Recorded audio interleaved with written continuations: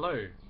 Um, yeah, this is going to be a video talking about the four quadrants from Ken Wilber, the four quadrants from the from a perspective of Swedenborg and Bhaktivinode from the Vaishnava tradition, and I'm going to read from Bhaktivinode and talk about Karma Yoga, Jnana Yoga, and Bhakti Yoga in relation to that, which is in Swedenborg, in relation to love and wisdom and uses.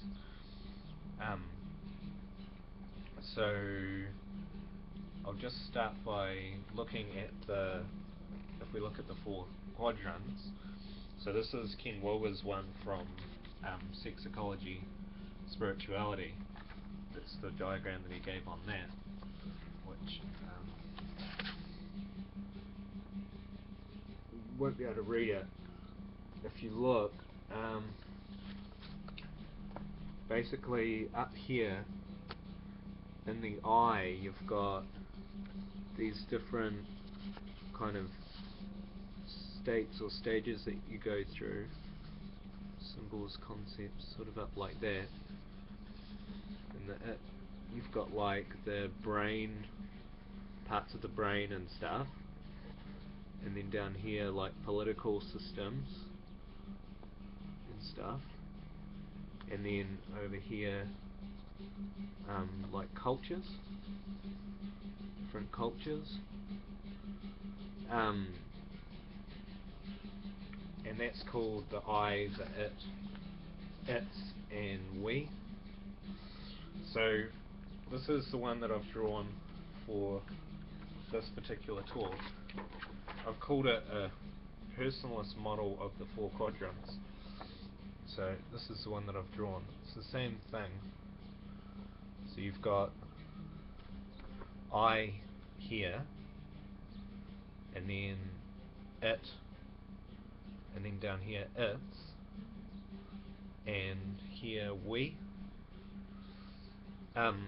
The thing about the four quadrants is that they all have correlations to each other. So what's in over here has a correlation back to up here, and that correlates down here and across there. I'm so confused. So yeah. So what I'm reading from Bhaktivinode, I've drawn this line on here. If I can look at it from this side, it'd be better. Yeah, so I've drawn this line going around here which is in relation to what I'm going to read from Bhaktivinode, which is like the path of love, having love as the goal. So I've called it love for other, and kind of you've got Karma Yoga. It's confusing.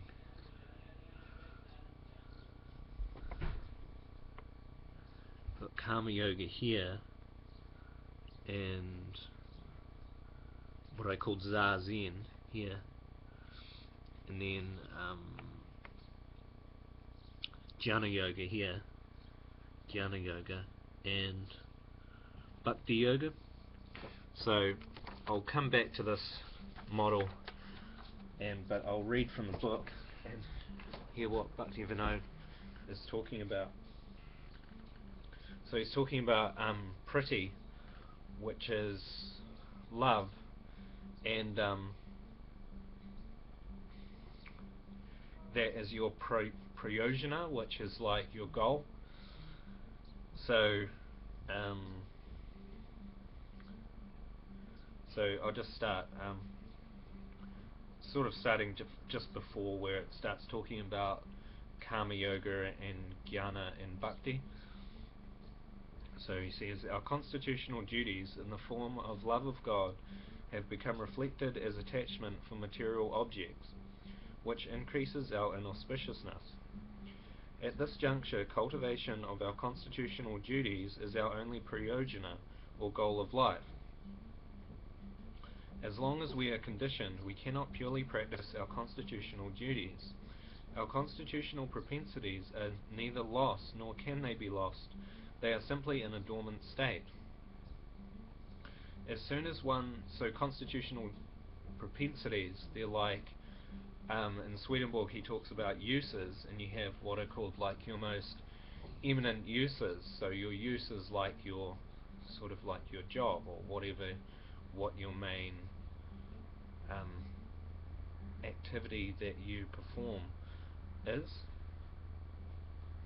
and that's called your use in Swedenborg. So he's talking about, he calls them constitutional duties. Our constitutional propensities are neither lost nor can they be lost. They are simply in a dormant state. As soon as one starts cultivation of those duties, they will awaken their dormant state and again shine brightly. Then liberation and attainment of Vaikuntha will automatically ensue. Since liberation is not our goal of life, it is not our prayojana. Priti is our goal of life, and therefore our only prayojana. So priti, understand, means love. People who are on the path of knowledge and are disturbed by material miseries search for liberation, but the endeavours of those with undesirable goals will be unsuccessful, for the performer achieves no benefit. Those who cultivate priti can easily achieve complete knowledge and liberation. Therefore priti is the only prayojana. The symptoms of priti are described in my book Datta Kaustubha as follows. As a piece of iron is naturally attracted by a magnet, the atomic spirit soul is naturally attracted by the supreme consciousness of the personality of Godhead. This natural tendency is called priti. So yeah, the attraction to God. Just as the soul and the supersoul are both devoid of material designations, the priti exchange between them is simply pure and without a tinge, is similarly pure and without a tinge of material inebriety. Our prayojana is to awaken this pure priti. If one wants to achieve a goal, then he must follow the proper method. According to their qualifications, previous great souls have introduced various methods to achieve success in their respective goals. I will now discuss abhidaya, which is the method for achieving prayojana. So the method for achieving the goal of priti, or attraction to God, the personality of Godhead. All the methods that have been devised for achieving success in spiritual life are divided into three classes. The names of these three classes are karma, jnana, and bhakti. To maintain one's life by performing prescribed duties is called karma. Karma has two aspects, prescriptions and prohibitions. Akarma, or inactivity, and vikarma, or sinful activities, are both prohibited. Karma is prescribed. There are three kinds of karma: constitutional, conditional, and desirous. Activities that are always required to be performed are called constitutional. Maintaining one's body and family, performing welfare activities, gratefulness, and worshipping the Lord are called constitutional activities. That which becomes a duty by circumstance is called conditional activity. Attempting to avoid death after seeing the death of one's father is an example of a conditional activity. So,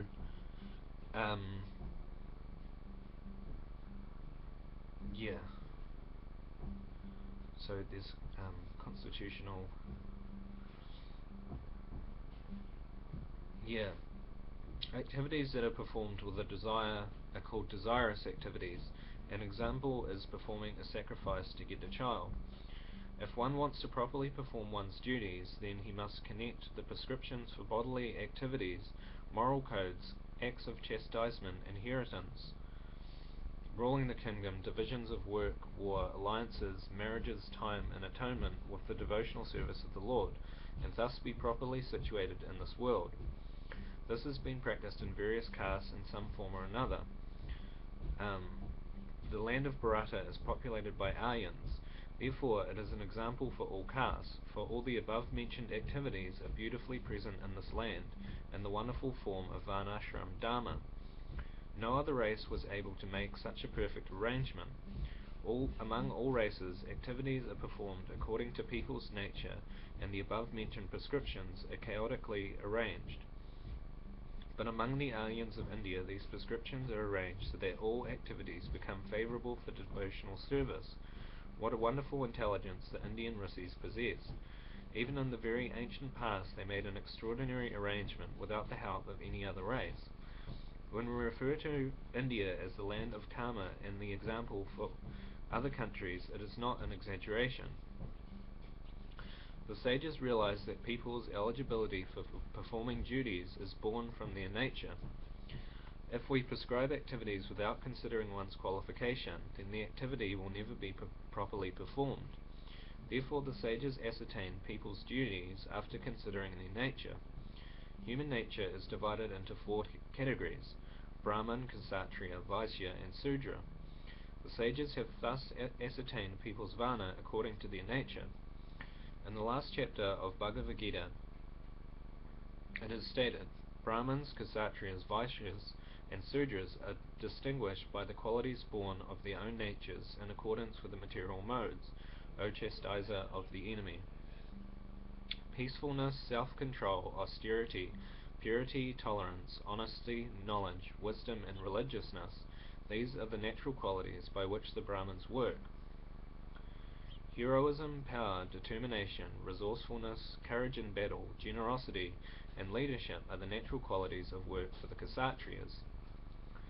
Farming, cow protection, and business are the natural work for the Vaisyas, and for the Sudras there is labour and service to others.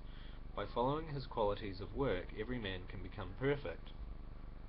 After dividing the varnas according to people's qualities and activities, which are born of one's nature, the sages considered that there was a need for ascertaining their ashram position. Thus they designated married people as grihastas, travelling students as brahmacharis, elderly retired people as vanaprasthas, and those who have renounced everything as sannyasis. They have also concluded that women and sudras are meant to be grihastas, or family in a family. No one can accept sannyas other than Brahmins. This arrangement is a clear indication of the sages' extraordinary intelligence. All their prescriptions and prohibitions that are born of sastra and argument are under the jurisdiction of Varnashram Dharma. It is difficult to discuss all the prescriptions in this small concluding chapter, therefore I will conclude by saying that the Varnashram system is a wonderful prescription for people's material life. This Varnashram system is certainly the most respected of all arrangements that have been manifested from the Aryan's intelligence, and even that you can look at on the four quadrants, because you've got sannyas down here, or Brahmins, and then Kshatriyas here, and then Vaisyas here, and Sudras here. So let's just bring it back to that.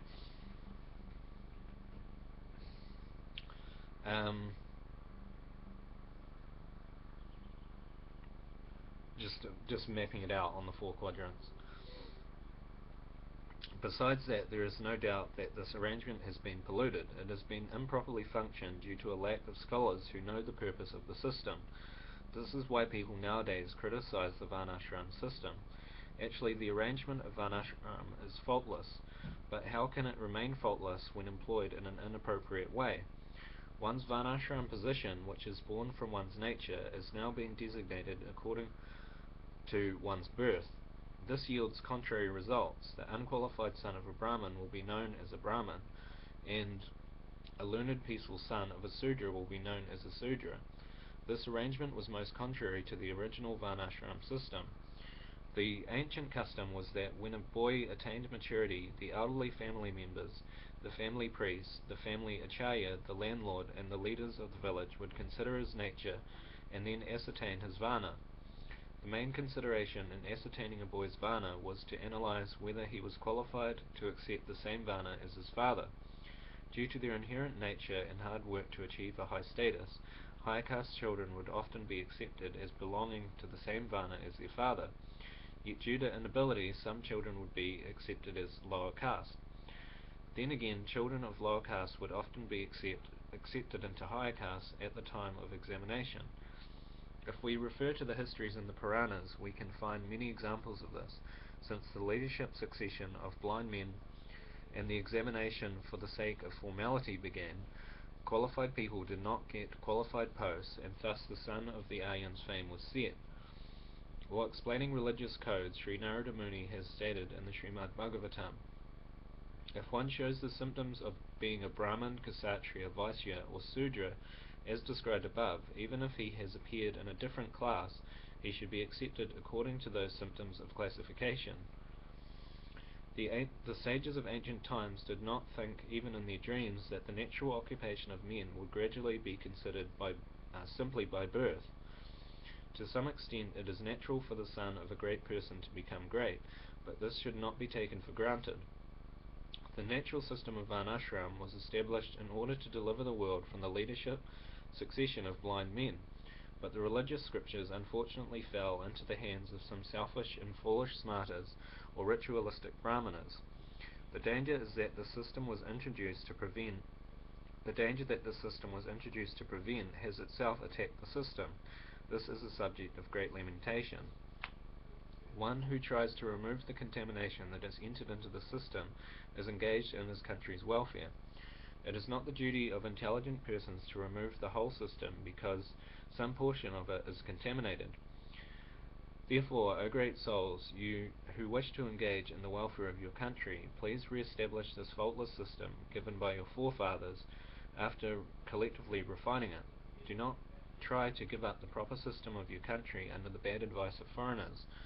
Will those who live in the land of India as the glorious descendants of great personalities like Brahma, Manu, Daksha, Marishi, Parasara, Vyasa, Janaka, Bhishma, and Bharadwaja learn the arrangements for material life from modern races? Alas, I don't see anywhere for such people to hide their shame. If the Varnashram system is faultlessly re-established, then people will advance in all respects. I need not elaborate on this. The main purpose of the Varnashram system is to help one gradually advance by performing prescribed duties with the Lord in the center. In this way, people can gradually attain spiritual life by performing the prescribed duties according to the Varnashram system. Therefore, in the Karma Kanda, scholars' consideration on the Abhidaya fruitive activities are accepted as the only means for achieving prayojana. A conditioned soul cannot live for a moment without activity. He must at least work to maintain his life. Unless we maintain our lives, we cannot practice the means for attaining prayojana. Therefore, activities are unavoidable. Since one cannot remain without activity, all activities should be dovetailed for the pleasure of the Lord. Otherwise, those activities will transform into atheistic activities, as stated in Srimad Bhagavatam. I'm just gonna see if I might need to move on a little bit just to get to. Oh yeah, well this is all about Karma Yoga. So this is all karma. Down here, one of the things that I want to talk about is the fact that sort of in the beginning of spiritual life, you kind of focus more on the externalities of religion or religious, what the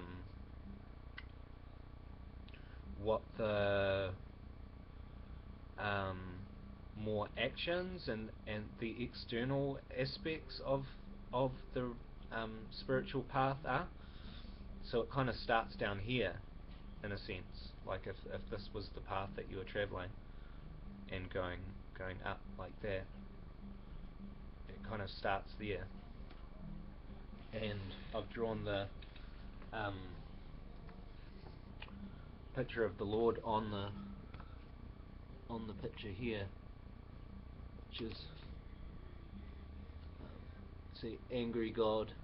So that's what the Lord looks like at that stage. We've got the angry God there. So this is all talking about karma. O Brahman Vyasadeva, it is decided by the learned men that the best remedial measure for removing all troubles and miseries is to dedicate one's activities to the service of the Supreme Lord, Personality of Godhead, Sri Krishna. Fruitive activities are simply a disturbance, even if they are performed without motive. Therefore, unless the activities one performs according to one's qualification are offered either to Brahman through knowledge, to the Supersoul through the results, or to the Supreme Lord through the path of attachment, such activities will never yield auspiciousness. We will describe the path of attachment in its proper place. The activities one performs to achieve the supreme goal must be directed towards the worship of the Supersoul, the Lord of Sacrifice. Worship of the Lord cannot be given up either in constitutional or conditional activities, because one is enjoined to perform his prescribed duties with a sense of gratefulness towards the Supreme Lord, and this is called worshipping the Lord. Desirous activities are meant for low-class people, yet there is an arrangement to dovetail those activities in relation to the Lord, as stated in the Srimad Bhagavatam. A person who has broader intelligence, whether he be full of material desire, without any material desire, or desiring liberation, must by all means worship the Supreme Whole, the Personality of Godhead. Jnana is also considered a means of attaining spiritual perfection. So, that was karma. And because we've got karma or use over on this side, this is all karma. So you've got three things. You've got bhakti, jnana, and then karma over here. And so that's going through that path there, going around there. So then you get to jnana.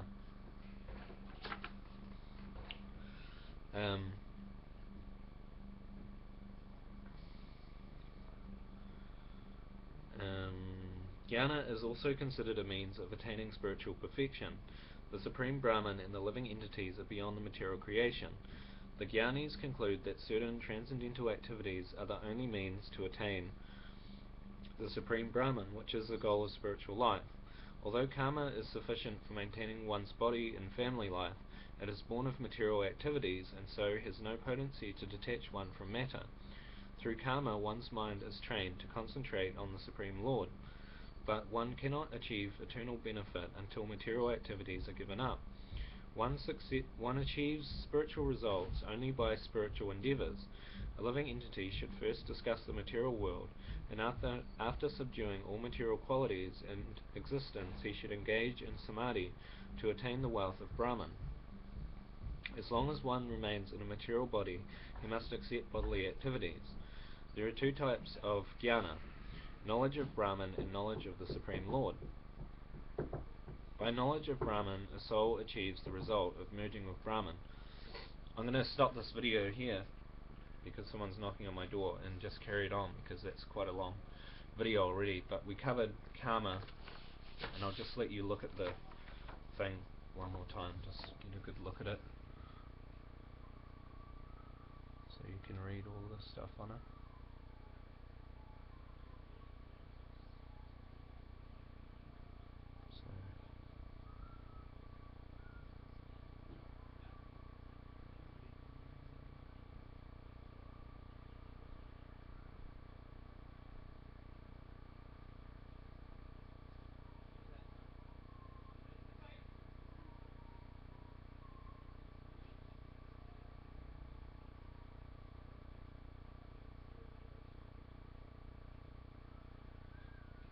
So we'll carry this on and get into talking about jnana in relation to the Supreme Lord, and then bhakti. Thanks for listening.